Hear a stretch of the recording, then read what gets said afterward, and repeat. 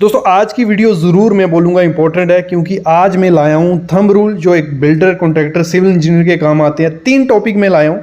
कोई भी load bearing structure है, मतलब जिस घर में कॉलम और बीम वगैरह हम नहीं दे रहे हैं, लेकिन उसकी जो फाउंडेशन रहेगी, फुटिंग रहेगी, वो बेस्ट तरीके से होनी चाहिए, सही तरीके से होनी चाहिए। उसको कैसे हम डिज़ाइन करते हैं, मोस्टली मैंने गाँव वगैरह में देखा है कि लोड बेरिंग स्ट्रक्चर लोग बनाते हैं, 2-2 स्टोरी तक वो बना देते हैं बिना कॉलम और बीम के। लेकिन उसमें भी आपको चीज़ ध्यान देनी पड़ेगी कि जो बाहर की दीवारें हैं या उसकी जो फाउंडेशन है उसको डिज़ाइन कैसे कर रहे हैं। तो आप सिंपली इस थंब रूल को फॉलो करके डिज़ाइन कर सकते हो और वो आपकी फुटिंग कभी बैठेगी नहीं, प्रॉपर लोड डिस्ट्रीब्यूट करेगी। अगर नेक्स्ट टॉपिक की हम बात करें, दूसरा टॉपिक जो हमारा रहेगा वो रहने वाला है हमारा बिल्डिंग बॉय लॉज जो होते हैं। बिल्डिंग बॉय लॉज बहुत इंपॉर्टेंट होते हैं, एक सिविल इंजीनियर को या कॉन्ट्रैक्टर को पता होना चाहिए। किसी की भी घर की कंस्ट्रक्शन करवा रहे हैं तो उसमें फार रेशो, जहाँ घर के इर्द गिर्द में कितना एरिया छोड़ना है, प्लिंथ की हाइट कितनी रखनी है, वो सब चीज़ें उसको पता होनी चाहिए। तो वो भी आप सीखने वाले हो इसी वीडियो में। फिर हम सीखेंगे जो हमारे बीम होते हैं, घर के लिए हम बीम डिज़ाइन करते हैं, छोटे मोटे बीम, क्योंकि 1 स्टोरी या 2 स्टोरी का घर है उसको आप खुद डिज़ाइन कर सकते हो थंब रूल की हेल्प से। तो थंब रूल की हेल्प से हम डिज़ाइन भी करेंगे कि जो हमारा बीम होना चाहिए उसकी डेप्थ और विड्थ कितनी होनी चाहिए। डेप्थ और विड्थ हमें पता चल गई, सरिया का हमने पहले वीडियो ला चुके हैं, सरिया कितना आना चाहिए एक बीम में, वो सब चीज़ें फॉलो अप करके इस चैनल पे सब वीडियोस आपको मिल जाएंगी कि थंब रूल के हिसाब से आप घर को पूरा डिज़ाइन, घर को पूरे सही तरीके से बना सकते हो। बस आपको वीडियोस देखनी पड़ेंगी। 1000 से 1200 वीडियो हम चैनल पर डाल चुके हैं, फ्री में आप देख सकते हो। तो आज की वीडियो भी देखो, लेकिन उससे पहले प्लीज़ चैनल को सब्सक्राइब कर लो और बेल आइकन दबा लो, क्योंकि प्रैक्टिकल नॉलेज सिर्फ कहाँ पे मिलता है, सिविल साइट विजिट चैनल पे ही मिलता है। स्टार्ट करते हैं। तो सबसे पहले क्या लेना है, जो मेन जो हमारा है टी, ये जो मैंने दिखाया हुआ है ये वॉल है हमारी एक, ठीक है। वॉल की इसमें क्या रखना है, क्योंकि होल जो हमारा फार्मूला थंब रूल डिपेंड है वो इस टी पे है। तो टी की हमारी थिकनेस ऑफ द वॉल, मतलब जो हमारी वॉल की थिकनेस होगी वो हमने टी रख लेना है, ठीक है। तो क्या करना है, सबसे पहले स्टार्ट करते हैं हम फाउंडेशन, मतलब नीचे से। तो हमारा सबसे पहले आएगा विड्थ ऑफ फाउंडेशन, मतलब हमें फाउंडेशन की विड्थ कितनी रखनी है, वो क्या होगी 3 × T, मतलब 3 × T क्या हो गया, T मैंने अभी बताया जो आपको क्या होगा, हमारी वॉल की जो थिकनेस होगी। मैंने वॉल की थिकनेस ली है 230। ये मैं आपको एक एग्जांपल लेके भी बताऊंगा, लेकिन पहले आप यहाँ देख लो, ठीक है। वॉल की थिकनेस ली है 230, तो कैसे होगा हमारा 3 × 230, तो हमारी कितनी आएगी, मतलब विड्थ कितनी आ गई उसकी फुटिंग की, वो होगी हमारी 690 mm विड्थ होगी हमारी। उसके बाद आ गया हमारा मतलब प्लिंथ लेवल तक कितनी हमारी हाइट होनी चाहिए फाउंडेशन की, मतलब उसकी, तो वो होती है 3T। वो भी मतलब दोनों विड्थ और डेप्थ हमारी 3T लेनी है। तो हमारी जो सेम आएगी, इसकी डेप्थ भी कितनी आ गई 690 mm। ये हो गया, दोनों चीजें हो गई। अब आ गई मतलब जहां तक, क्योंकि जो हमारी फाउंडेशन रहेगी उसके ऊपर हमारी पहले मैसनरी का वर्क आता है, फिर प्लिंथ बीम आता है, फिर उसके बाद हमारी वॉल स्टार्ट होती है। तो हमें पता चल गया, विड्थ पता चल गई और फाउंडेशन की डेप्थ पता चल गई 3T से। अभी हमारी आती है डेप्थ ऑफ मैसनरी, मतलब प्लिंथ लेवल के नीचे हमें कितनी मैसनरी का पेडिस्टल बनाना है। वो कैसे निकलेगा हमारा 2T से 2T, तो वो कितना आ जाएगा हमारा 2 × 230, तो हमारा आ गया 460, मतलब 460 हमारे डेप्थ होगी मैसनरी की। ये 3 चीजें क्लियर हो गई। अभी हमने पेडिस्टल बनाना होता है वो ऑफ साइड डाल के, कि मतलब जो नीचे वाला हमारा रहेगा वो बड़ा रहेगा और जैसे जैसे हाइट बढ़ती जाएगी हमारा पेडिस्टल छोटा होता जाएगा। तो वो कैसे रहेगा हमारा, सबसे पहले क्या करना है, मतलब उसकी कितनी हमने विड्थ रखनी है, वो भी रखनी है हमारी 2T के हिसाब से। मतलब ये हो गया width of foundation 3T, depth of foundation 3T, और जो डेप्थ ऑफ मैसनरी हो गया 2T। एक मतलब एक नोट्स बना लो आप, उस पर लिख लो और आप इजिली इसको फॉलो करके किसी भी फाउंडेशन की मतलब वो निकाल सकते हो, विड्थ और डेप्थ। ये हो गया 2T, ये निकल गया 2T निकल गया। और अगर आपको मतलब उसकी वो रखनी है इसकी हाइट, तो वो डेप्थ के हिसाब से मतलब 200 आप रखते हो। अगर जैसे ये आई हमारी 460 है ना हमारा, तो डिवाइड कर लो इसको, मतलब डिवाइड कर लो, क्योंकि 200 mm जो हमारे प्लिंथ के नीचे जो रहेगी वो इतनी हाइट मतलब 200 रखनी है। उसके बाद जो बचा हमारा कितना बचा 200 हमारा बच गया 130, तो ये हाइट आप 130 की रख लो, ठीक है। ये हो गया। और इसकी विड्थ कितनी आ जाएगी हमारे T + 200, मतलब ये 400 2T कितना हो गया था हमारा 460, और ये आ जाएगा हमारा 430, मतलब इधर 30 15 mm का ऑफसेट पड़ जाएगा। ये हो गया। अभी आ गया हमारा जो प्लिंथ हाइट तक मतलब उधर जो हमारी डेप्थ रहेगी वो कितनी रहेगी, इसमें जो हमारी टोटल होगी जिसमें से उसमें से हम प्लिंथ में जितने का भी आपको मतलब देना हो आप दे सकते हो, 230 का दे दो या 400 का, वो डिपेंड आप पे है, ठीक है। वो दे दिया, उसके बाद हमारी वॉल इधर से कंटिन्यू हो जाएगी, ठीक है। तो इस पे एक एग्जांपल दिया, वैसे मैंने जैसे अभी बताया, मतलब अगर हमने टी 230 लिया है तो विड्थ ऑफ फाउंडेशन कितनी हो जाएगी हमारी 3 इंटू टी, ये हमारा इजीली निकल जाएगा, ठीक है फ्रेंड्स। तो ये सिंपल सा फंडा है, थंब रूल पे डिपेंड है, मतलब इससे आप एग्जैक्ट मतलब एग्जैक्ट नहीं दे सकते, क्योंकि जो एग्जैक्ट हमारा रहेगा फाउंडेशन का वो रहेगा लोड पे डिपेंड रहेगा, लोड किस हिसाब से है वहां पे, तो कमर्शियल बिल्डिंग है या जो भी, तो लेकिन घर की जो अगर कंस्ट्रक्शन रहेगी आप इजिली इससे निकाल सकते हो, ठीक है। देखो ये बात क्लियर होगी। अभी हम चलते हैं बिल्डिंग बाय लॉज पे, तो वो भी आपको इंपॉर्टेंट है, वो भी आपको पता होने चाहिए। तो स्टार्ट करते हैं फ्लोर एरिया रेशो। कल मैंने एफएसआई पे वीडियो डाली थी, सेम ही बात है, कुछ ज्यादा डिफरेंस नहीं है दोनों में, लगा लो एक जैसी चीज है, लेकिन फिर मैं आज आपको क्लियर कर देता हूं। एक बार फिर एग्जांपल लेते हैं एक 2000 स्क्वायर फीट की, और उसी हिसाब से मैं आपको बताऊंगा कि कैसे हम फ्लोर एरिया रेशो रखते हैं। काफी इंपॉर्टेंट चीज है। क्यों इंपॉर्टेंट है?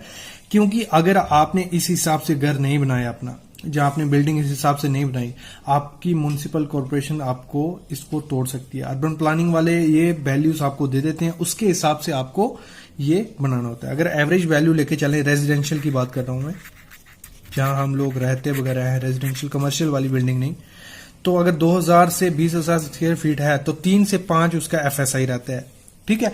कई जगह इसको परसेंटेज में होता है, कई जगह इसको आपको 300 टू 500 दिखेगा, वैल्यूज में होता है, तो उसी हिसाब से इसको लेते हैं। आपके एरिया में जो भी होगा आप पता कर सकते हो, नेट पे भी मिल जाएगा आपको। एग्जाम्पल नहीं, अगर हमारा 2000 स्क्वायर फीट का है तो हम उस पर कितनी मंजिल बना सकते हैं और कितना एरिया हमें कवर्ड करना होता है और किस हिसाब से हमें बनाना है वो सब। तो पहले कल का ही सेम फार्मूला जैसे मैंने एफएसआई में बताया आपको, जो हमारा इसका फार्मूला रहेगा क्या रहेगा, total covered area divide by area plot. जितना हम बनाएंगे एरिया, मतलब जितना हमारा बिल्टअप एरिया होगा डिवाइड बाय टोटल जितना प्लॉट का एरिया होगा, सेम फार्मूला।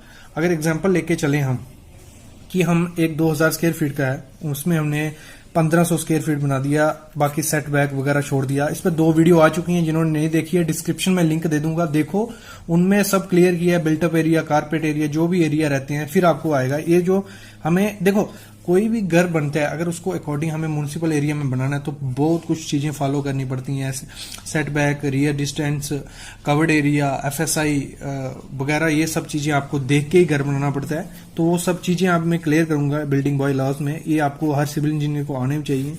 तो बात करता हूँ एग्जाम्पल की, जैसे 2000 स्क्वायर फीट का मेरा है तो 1500 स्क्वायर फीट हमने उस पर कवर्ड एरिया, मतलब बिल्टअप एरिया हमारा इतना आ गया, प्लिंथ हमारा ये आ गया 1500 स्क्वायर फीट एरिया में, और हमने बना दी 3 स्टोरी, 1 2 3, तीनों स्टोरी मेरी कितनी है, ये भी 1500 स्क्वायर फीट की है, ये भी 1500 स्क्वायर फीट की है, और ये भी 1500 स्क्वायर फीट की है, ठीक है। तो फार्मूला क्या था, टोटल कवर्ड एरिया 1 2 3, 3 हो गया डिवाइड बाय प्लॉट एरिया, तो हमारा हो गया 2.25, और मैंने वैल्यू क्या कही थी आपको, 3 से 5, मतलब हमारे बीच आ रहा है। अभी क्या है, इसमें हम ये चीज ऐड करूंगा।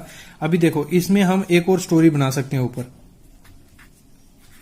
फिर उसका निकालेंगे। अगर हमारा सेफ आ रहा है, एफएसआई इतना आ रहा है जितना अर्बन प्लानिंग वालों ने हमें दिया है, तो हम और बिल्डिंग उस पर बना सकते हैं वो कवर एरिया छोड़ के। तो यही बेसिक चीज होती है, एफएआर एफएसआई सेम चीज है, बस निकालो आप ऐसे। कल भी वीडियो इस पर बनाई थी, अभी मैं आगे इस पर बताता हूँ कवर्ड एरिया हम कैसे, मतलब पहले बता लेता हूँ आपको कि एरिया ऑफ रूम का मिनिमम एरिया क्या कहता है अर्बन प्लानिंग वाले, कि कितना आपको रखना होता है। देखिए जो लिविंग रूम होता है हमारा, जहाँ ड्राइंग रूम हो गया, बेडरूम हो गया, डाइनिंग रूम हो गया, मिनिमम 9 मीटर स्क्वायर उसका होना चाहिए, ठीक है ना, कितना 9 मीटर स्क्वायर उसका मिनिमम एरिया होना चाहिए। फिर किचन रूम आ जाओ हम, और किचन एरिया का कितना 5.40 मीटर स्क्वायर। फिर हम अगर बात करें स्टोर रूम की, उसका रखना होता है 5.40 मीटर स्क्वायर। याद रखना, ये मिनिमम एरिया लिख के रख दो, ये आपके काफी काम आएंगे। थोड़े दिन बाद मैं इसको वेबसाइट पे भी अपलोड करूंगा जल्दी। तो बाथरूम का जो रहेगा हमारा मिनिमम एरिया वो रहेगा 1.35 मीटर स्क्वायर। फिर हमारा यूरिनल का रहता है 0.18 मीटर स्क्वायर। अगर बात करें हम कवर्ड एरिया की, ये मेन चीज है,